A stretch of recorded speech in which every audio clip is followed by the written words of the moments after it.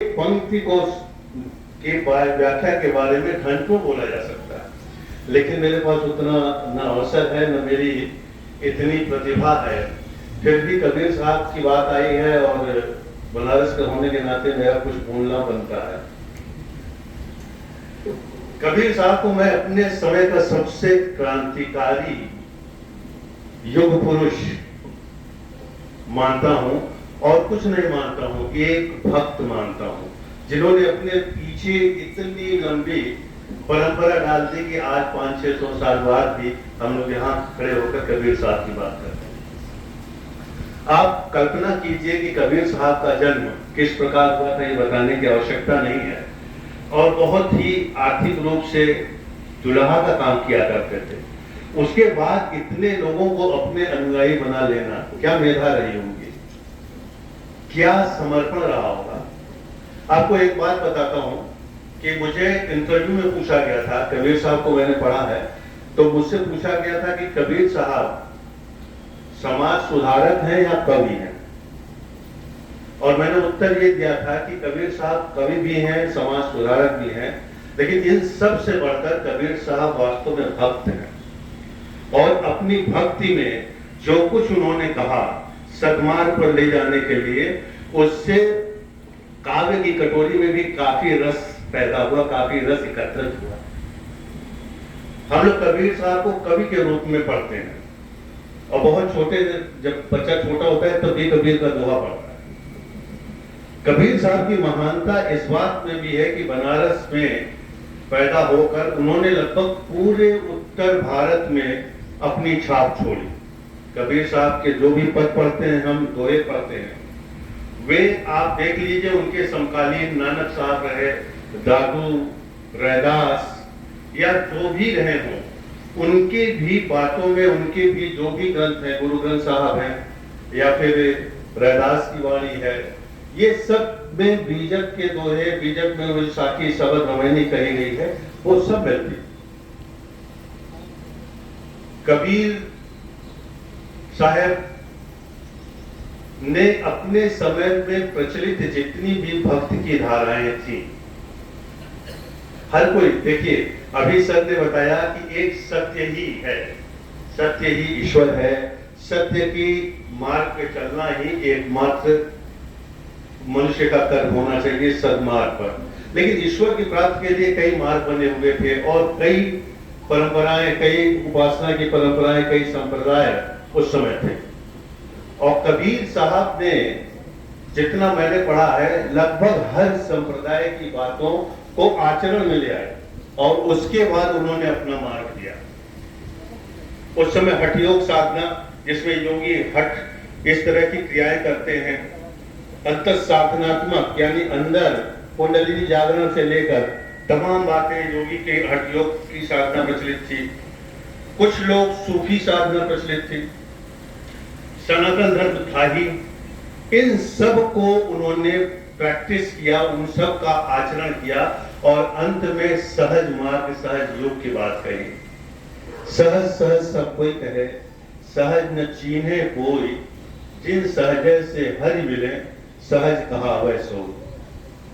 तो सहज मार्ग इतना अच्छा मार्ग है जिस पर हर कोई चल सकता है, जहां ऊंच नीच का भेदभाव नहीं, जहां जाति का बंधन नहीं, जहां किसी तरह का दुराव नहीं, किसी तरह का हटाव नहीं, सब ईश्वर के भक्त हैं, सब मिलकर एक सहज मार्ग पर चलें।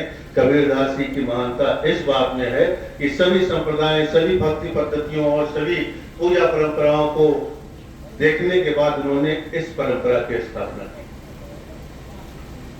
अपने समकालीन समाज की सारी बुराइयों पर उन्होंने बात की है, और इस तरह बात नहीं की है, खुलकर बात की है, ताल ठोक कर बात की है। और अपने समय में उनकी बात का उत्तर किसी भी धर्मगुरु के पास नहीं था और आज भी नहीं है। अभी मैं एक आध पर आपको सुनाऊंगा और आप सुनिए कि इन शब्दों में किसकी हिम्मत है कि ये बातें कह सके। शायद आज भी नहीं कह सकता। 500 साल पुराने, जबकि समाज में इतने प्रतिबंध थे, इतनी बंदिशें थी, उसके बाद भी इस तरह किसी चीज का समर्थन करना और किसी चीज का विरोध करना ये बड़े साहस की बात है, और ऐसा साहस सद्गुरुओं और भक्त में ही आ सकता है, हम जैसे साधारण मानव में नहीं आ सकता। छुआछूत के बारे में एक पद मैं आप लोगों को सुनाऊंगा, आप लोगों में से कुछ लोगों ने सुना होगा, लेकिन आप सोचिए कि 500 वर्ष पहले ये बातें कहना, और उनकी चोट, कबीर साहब की चोट ऐसी होती है कि सामने वाला सुने, तिलमिलाए, जैसे कि अखाड़े में पटकनी गिर गई हो, लेकिन उसके पास उठकर धूल झाड़ के किनारे चल देने के सिवा कोई मार्ग नहीं बचता। वो उठकर जवाब नहीं दे सकता, क्योंकि उसके पास न इतनी मेधा है, न इतनी भक्ति की पराकाष्ठा है, और न इतना अनुभव है। तो कबीरदास जी के जिस पद की बात मैं कर रहा था, देखिए छुआछूत पे कितना कठोर प्रहार है। पाड़े बूझ पियो तुम पानी, पाड़े बूझ पियो तुम पानी, जेहि मिठिया के घर में बैठे तामे शिष्ट समानी। जिस मिट्टी के घर में आप बैठे हो उसमें तो पूरी सृष्टि समाई हुई है।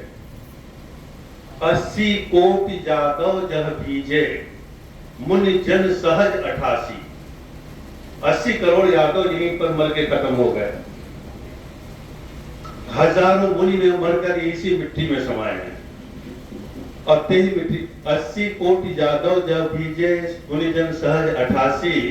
पैग पैग पैगंबर गाड़े, सो सब सज भव माटी। हर पग पे जो पैगंबर गड़े हुए हैं वो सब मिट्टी बन गए हैं। और कई मिट्टिया के भाड़े पाड़े बूझ पियो तुम पानी। उसी मिट्टी से तो ये बर्तन बना है तुम्हारा, जिसमें आप पानी पी रहे हो। मच्छ मच्छ घड़ियाल बियाने, मछली और घड़ियाल उसी पानी में प्रजनन करते हैं, उसी में बच्चे देते हैं।